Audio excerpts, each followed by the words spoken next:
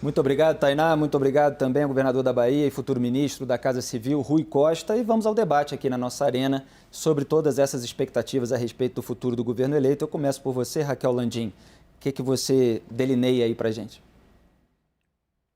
Felipe, o ministro está muito focado ali na atração de investimentos, né? Já tinha falado nisso, acho que a Casa Civil dele vai estar muito voltada para isso. Isso é um foco do governo Lula, tentar trazer investimentos para incentivar a economia, para reforçar a popularidade, até para combater o que a gente estava falando no começo do programa, né? Toda essa oposição que ele sofre, mas não mostra muito caminho, né? Não tem ali muito as respostas para os problemas, para os dilemas fiscais.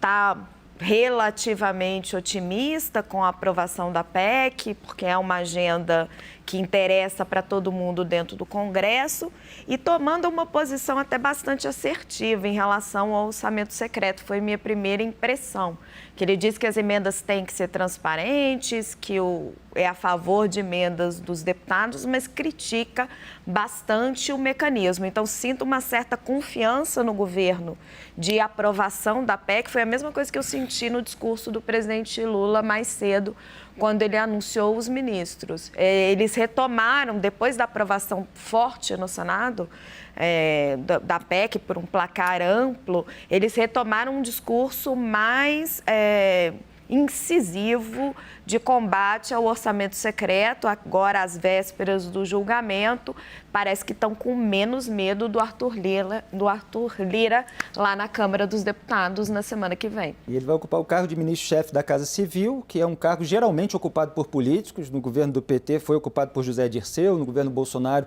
Onyx Lorenzoni chegou a ocupar, depois foi trocado pelo Ciro Nogueira, do PP, do próprio Arthur Lira, do Ricardo Barros também.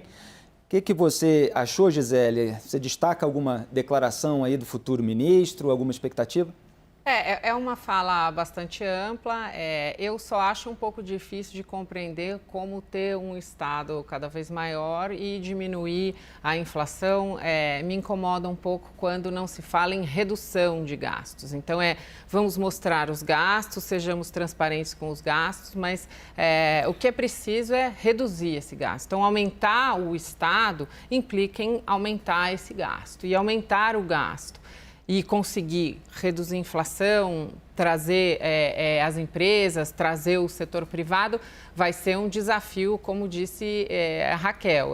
São propostas amplas, claro, é um começo de governo, não temos ainda todos os nomes anunciados, o organograma vai ser apresentado, então, a eles da equipe no domingo. Na segunda-feira, grandes expectativas. O que se espera sempre é que um novo governo traga efetivamente muita esperança e traga tudo isso que houve aí nessa promessa inicial, a melhora da vida das pessoas. O que o brasileiro quer realmente é que a sua vida melhore. Agora, é difícil com esses nomes todos que já conhecemos do passado, alguns aí com um longo histórico, inclusive, no judiciário, que haja uma mudança tão grande, né? Mas vamos esperar, torcer.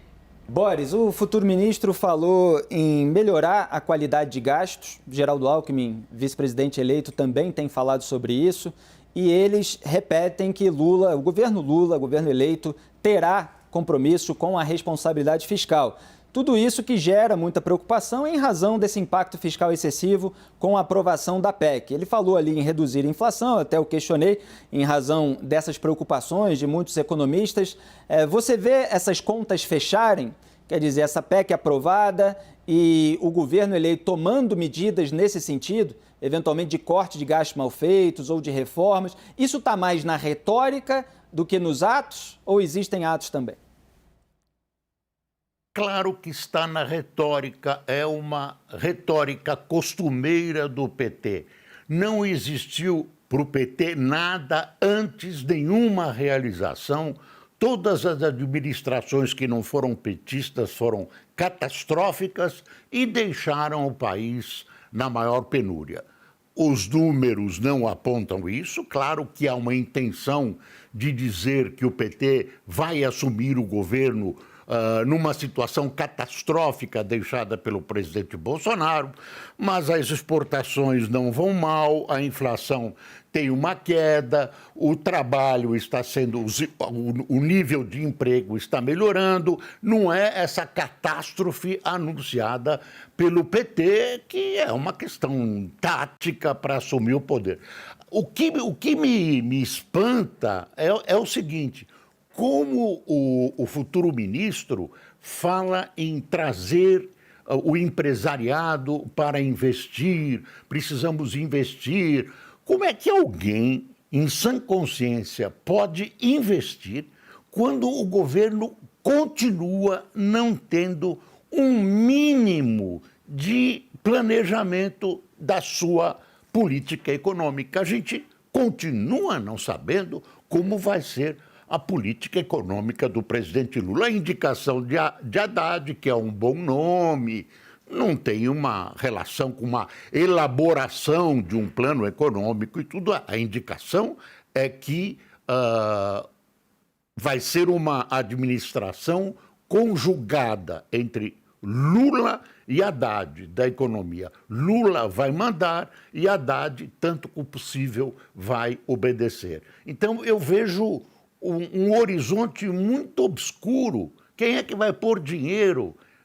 Quem é que tem coragem de se aproximar, de se arriscar com o governo que até agora não apresentou o que pensa sobre a economia e como resolver essas questões sociais?